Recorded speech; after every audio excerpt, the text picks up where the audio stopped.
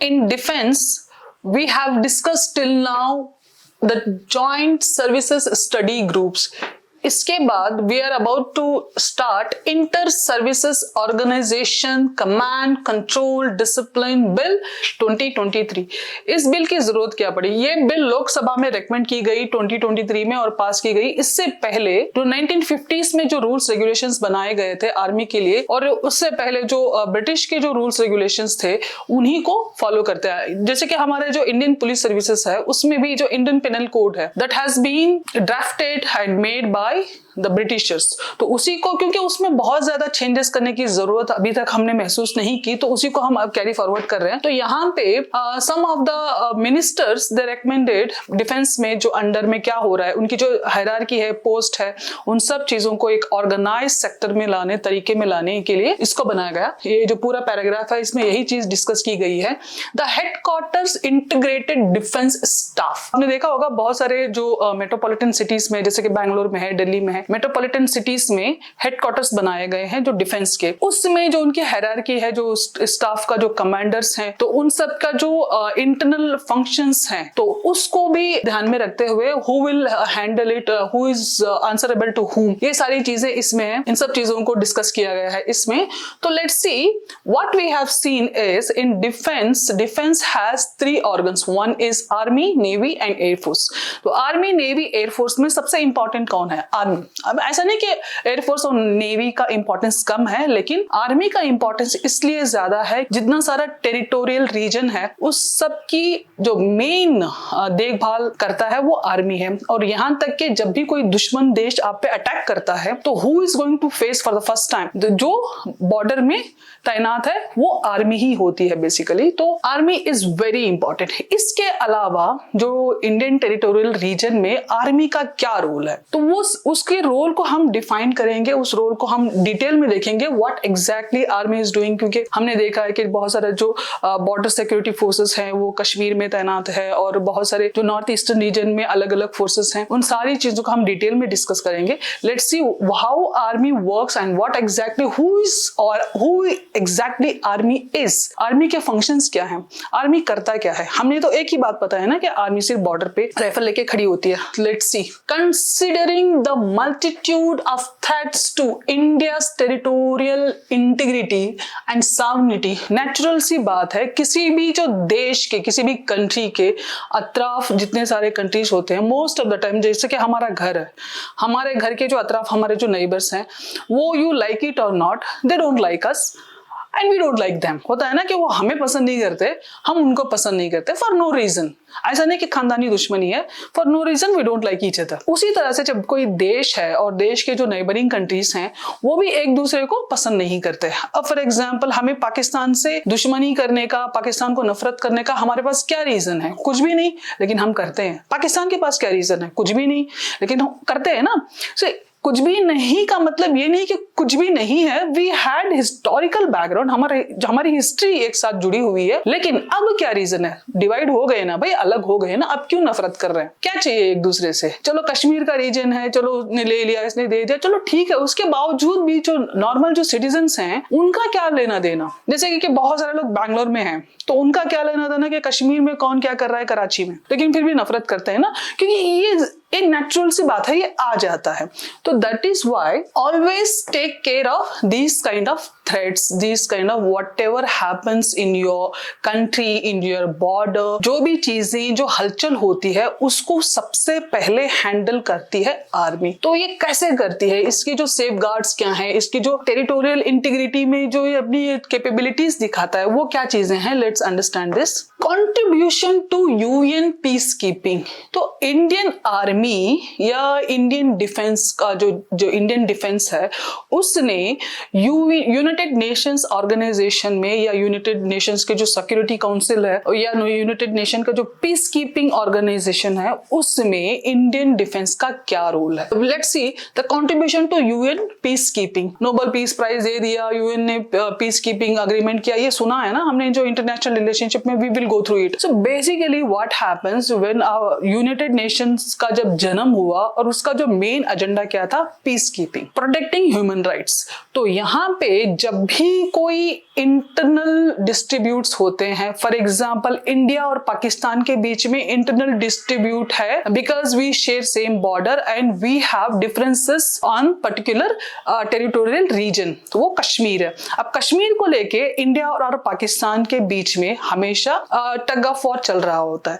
अब इस चीज को अब हमने क्या किया है with lot of understanding, Jawaharlal Nehru ने क्या किया, इसको यूएन तक लेके नहीं गए. व्हेन यूएन आस्क्ड के what about your particular region, के इसका क्या करें, तो जवाहरलाल नेहरू का आंसर था कि ये हमारा आपस का मामला है, हम इसको हैंडल कर लेंगे, हम इसको डील कर लेंगे. मान लो अगर पाकिस्तान यूएन के पास चला गया या इंडिया यूएन के पास चला गया कश्मीर के रीजन को लेके, कश्मीर क्या कर, यूएन को क्या करेगा, कश्मीर में अपनी जो पीस कीपिंग फोर्स है उसको लेके आके वहां पे रख देगा. अब वो पीस कीपिंग फोर्स में कौन आते हैं, वो कौन उनको यूएन को पीस कीपिंग फोर्स देता है? तो जो जितने सारे जो यूएन के जो मेंबर्स हैं, मेंबर कंट्रीज हैं, वो यूनाइटेड नेशन को पीस कीपिंग फोर्स देते हैं. और वो पीस कीपिंग फोर्स में इंडिया ने क्या कंट्रीब्यूट किया? अब फॉर एग्जांपल यूनाइटेड नेशंस ने साउथ सुडान और नॉर्थ सुडान के बीच में जो डिफरेंसेस थे उनके बीच में 2010 में जब साउथ और नॉर्थ सुडान के बीच में डिवीजन हुआ, they turn into two different countries. वो एक दूसरे से अलग हो गए. तो उनके बीच में एक छोटा सा अबिया करके एक छोटा सा इलाका आया. वो उस इलाके को लेके, आई मीन एक कस्बा, एक शहर मान लो, तो उस शहर को लेके दोनों में टग ऑफ वॉर चल रहा था कि ये मेरे पास आएगा, ये मेरे पास आएगा. तो तब यूनाइटेड नेशंस ने जो पीस कीपिंग फोर्स है उसको ले जाके वहां पे तैनात कर दिया. And also the same thing happen between Israel and Syria. तो सीरिया और इजराइल के बीच में भी यही चीज हुई थी कि उनके जो बॉर्डर रीजन में they were fighting for particular region कि ये हमारा है, ये हमारा है. तो और again the same thing happen between North and South Korea. तो लेकिन वहां नॉर्थ और साउथ कोरिया में यूनाइटेड नेशंस ने इंटरफेयर नहीं किया. अगर वो यूनाइटेड नेशंस के पास जाते, talking about violating human rights. See देखो, अगर मान लो इंडिया और पाकिस्तान के बीच में डिफरेंसेस चल रहे हैं कश्मीर को लेके, कश्मीर ये कहे कि इंडिया और पाकिस्तान की जंग के बीच में हमारी जो अवाम है, हमारे जो लोकल सिटीजन्स हैं, they are getting harm, they are getting affected, उनकी सोशल लाइफ इंपैक्ट हो रही है, उनके जो ह्यूमन राइट्स इंपैक्ट हो रहे हैं. ह्यूमन राइट्स में क्या क्या चीजें आती हैं?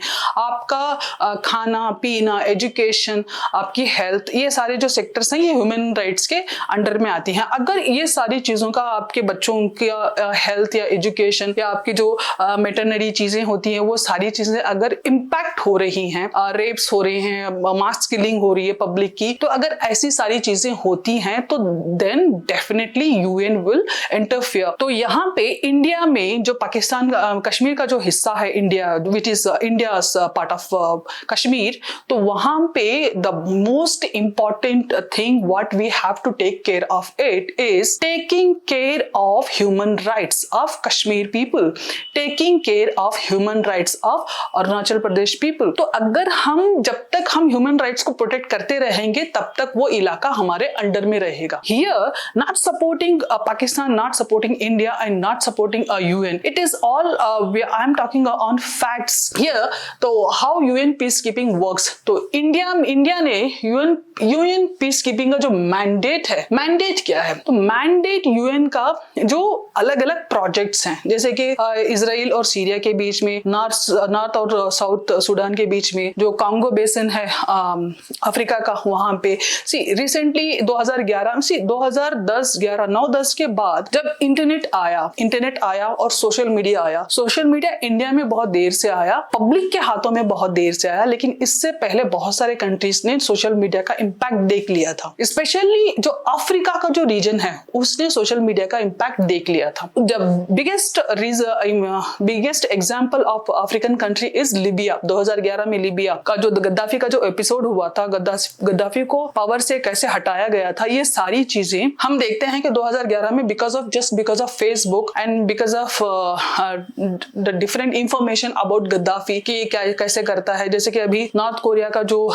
लीडर है उसके खिलाफ कैसे जो सोशल मीडिया में कितने सारे ये चीजें फैलाई गई कि वो लोगों को शॉर्ट्स पहनने नहीं देता, हेयर कटिंग टाइमिंग तक उसके हिसाब से रखनी चाहिए, उसकी फोटो घर में लगानी चाहिए, ये सारी चीजें फैलाई थी ना नॉर्थ कोरिया के लीडर के बारे में, वही चीजें गद्दाफी के बारे में भी फैलाई थी। तो वहां की जो अवाम है, जो मास है, उसने अपने ही लीडर पे अटैक कर दिया और वहां से उसको एलिमिनेट कर दिया या खत्म कर दिया।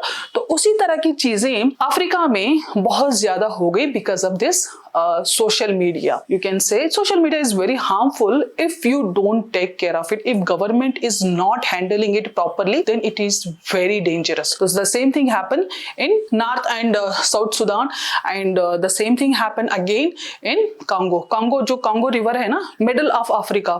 The Congo basin is the Congo river. The same river has a particular region called Congo river, उस वहीं पे कांगो कंट्री भी है, तो that is where it happen. तो इंडिया ने यूएन पीस कीपिंग में क्या कंट्रीब्यूशन दिया, लेट्स सी। यूएन मैंडेट्स हैं 159 Indian army soldiers have made the supreme sacrifices. Supreme sacrifices मतलब अपनी जान तक दे दी। फॉर द फर्स्ट टाइम इसने फीमेल को भी यूनाइटेड नेशंस के पीस कीपिंग में India has contributed even female soldiers in which is called FETs in MONUSCO. MONUSCO is United Nations Organization Stabilization Democratic and Republic of Congo.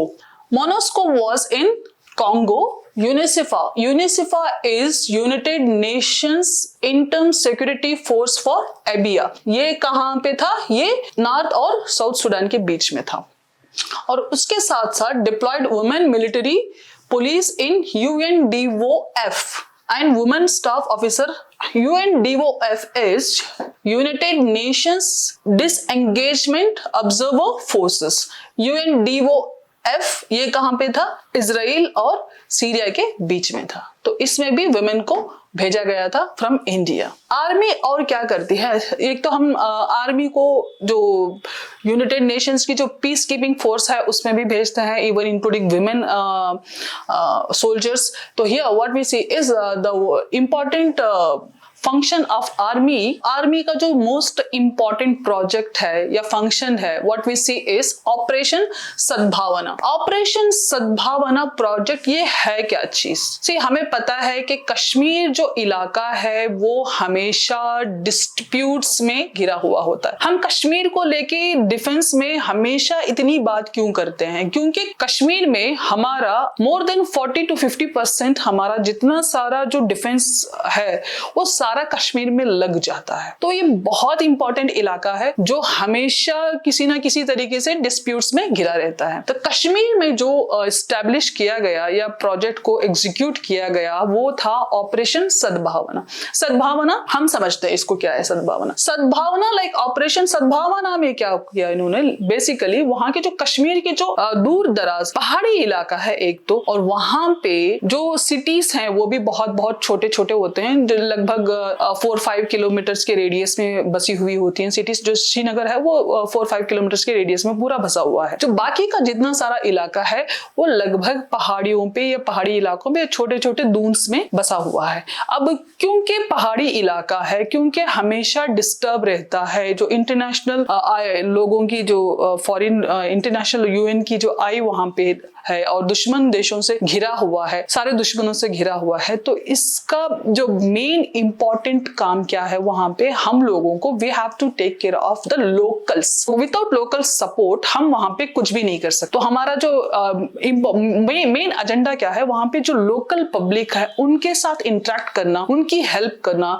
कल को मान लो कोई attack है, कोई ऐसी इंपॉर्टेंट चीजें हो गई तो सबसे पहले हमारे सपोर्ट में कौन आएगा? लोकल ही आएगा। आर्मी का जो ऑपरेशन सद्भावना है उसमें आर्मी ने क्या किया, आर्मी ने लोगों के साथ बातचीत की, उनकी जरूरतों को पूरा किया, उनकी हेल्थ को लेके, उनके एजुकेशन को लेके, उनकी जो डेली सोशल जो फैसिलिटीज होती हैं, जरूरतें होती हैं, नीड्स होती हैं, उन सबको पूरा करने के लिए वहां पे ये ऑपरेशन सद्भावना के थ्रू आर्मी ने वहां पे लोकल्स के साथ उनके जो लोकल एंगेजमेंट्स होते हैं उन सब में पार्टिसिपेट किया। जैसे कि किसी की शादी हो रही है, आर्मी उनको फैसिलिटेट करती है, या कोई ईद हो रहा है या कुछ ऐसी चीजें हो रही है या बच्चे स्कूल जा रहे हैं तो आर्मी सबसे पहले आगे आती है। जैसे कि अवलांच आ गया, बर्फ गिर गई, रोड ब्लॉक्स हो गए या इस तरह की चीजें होती है, ये गांव से दूसरे गांव पे खाना पहुंचाना, ये जो सारी छोटी मोटी जो चीजें होती हैं लोगों को फ्रेंडली बनाने के लिए, लोगों के साथ अपना एक रिश्ता बनाने के लिए आर्मी ने वहां पे ऑपरेशन सद्भावना के थ्रू एक इनिशिएटिव स्टार्ट किया ताकि कल को जरूरत पड़ जाए तो लोग, उनका जो लोकल लोग हैं सबसे पहले वो उनके साथ खड़े हो, उनका साथ दे। तो इसका जो एजेंडा है, इसका जो मेन बॉटम लाइन है, जिसका जो मेन एजेंडा है वो लोगों के साथ अच्छे रिश्ते बनाना था। जो यूथ है उसको एम्पावर करना, जैसे कि छोटे मोटे काम देना, छोटे मोटे प्रोजेक्ट्स देना, वहां के लोकल्स को, जैसे कि रोड बनाने का प्रोजेक्ट दे दिया या नदी साफ करने का प्रोजेक्ट दे दिया या कुछ जड़ी बूटियां इकट्ठा करने का प्रोजेक्ट दे दिया या जो लोकल जो टूरिस्ट स्पॉट्स हैं उनको अच्छे से डेवलप करना, छोटे मोटे प्रोजेक्ट्स को डेवलप करने के प्रोजेक्ट्स निकाल दिए। तो इस तरह की जो सारी जो चीजें हैं that has been taken care by the army. The relief during COVID-19. तो we all know, हम सब जानते हैं कि COVID-19 में we have gone through pandemic. जो इतने बड़े पैंडेमिक में पूरा हिंदुस्तान क्या पूरी दुनिया इस पैंडेमिक में they have gone through a lot. Specially health को लेके, खाने पीने को लेके, ये जो रोजमर्रा की जो डेली जरूरतें होती है उन सब को लेके। तो COVID-19 में भी जो इंडियन आर्मी है, स्पेशली इन कश्मीर जैसे इलाकों में या दूर दराज जितने सारे इलाके हैं उन इलाकों में और बहुत सारे ऐसे इलाकों में जहां पे गवर्नमेंट के जो फैसिलिटीज हैं वो नहीं पहुंच सकती, तो उस इलाके में स्पेशली आर्मी ने हेल्प की कि लोगों को बेड्स अरेंज किया, लोगों को मेडिसिन अरेंज किया, लोगों को अच्छा खाना अरेंज किया, जो सैनिटाइजेशन की जितनी सारी चीजें होती हैं या हेल्थ को लेके जितनी सारी जरूरतें होती हैं वो सारी जरूरतों को कोविड के या पैंडेमिक के ड्यूरेशन में वो पूरा किया। और उसके बाद वो पैंडेमिक में जो लोग सफर हुए थे उनको भी रिलीफ करने में आर्मी ने हेल्प की। This is what it has been explained in this, specially hospital supports and जो सिविल हॉस्पिटल्स हैं उसमें। रेस्क्यू ड्यूरिंग फ्लड्स, सी हमने देखा होगा ना कि मिलिट्री आई थी, आर्मी आई थी, फ्लड्स हो गए, चेन्नई में फ्लड्स हो गया, कौन गया था सबसे पहले? सी जो पुलिस है वो तो बहुत कम है ना, एक कंपैरेटिवली जो पॉपुलेशन है, जो डेमोग्राफी है उसके कंपैरिजन में हमारा जो डिफेंसिव सिस्टम है inside the country it's very less. कुछ ऐसी चीजें हो जाती है जैसे कि नेचुरल डिजास्टर्स होते हैं, तो उनमें कहे के या बिना कहे एक इंपॉर्टेंट डिजास्टर होता है, वो है फ्लड। नेचुरल डिजास्टर है और इसके बहुत सारे हम ज्योग्राफिकल रीजंस देखेंगे या ग्लोबल वार्मिंग के जो इम्पैक्ट्स हैं वो सारी चीजें बात की बात है। लेकिन जब विद इन द कंट्री कुछ एक बड़ा डिजास्टर हो जाता है, स्पेशली लाइक फ्लड या फैमिन में तो चलो चीजें हैंडल हो जाती है, लेकिन फ्लड जैसी चीजों में the Indian army deployed task forces, जो इनके टास्क फोर्सेस होते हैं वो जाके लोगों की मदद करते हैं, लोगों को वहां से उठाना। आपने देखा होगा चेन्नई में जब फ्लड आया था सबसे पहले कौन गया था? आर्मी वहां पे जाके लोगों को वहां से इवैक्यूएट किया और वहां से उनको लाके रिहैबिलिटेट किया। और ये सारी जो चीजें हैं basically army will interfere in this kind of things. जो मेडिकल टीम्स हैं तो it is the Indian army deployed task forces comparison infantry engineers communication recovery and medical team and conducted rescue and relief operations and saved precious lives during floods in Maharashtra following heavy rainfalls। तो महाराष्ट्र में recently हमने देखा बहुत ज्यादा heavy rainfall हुआ था ना, जो लास्ट टू लास्ट 2 साल पहले के जो मानसून हुआ था उसमें बहुत हेवी रेनफॉल हुआ था वहां पे। तो who were there during that particular period of time? तो it was army who went for their rescue, जाके वहां को लोगों को बचाया, जो प्रेशियस लाइफ्स हैं, जिंदगियां हैं, उनको बचाया। तो ये सारी चीजें army will take care of. हम आगे चल के विल सी, अभी तक हमने आर्मी का देखा, then will see navy later on.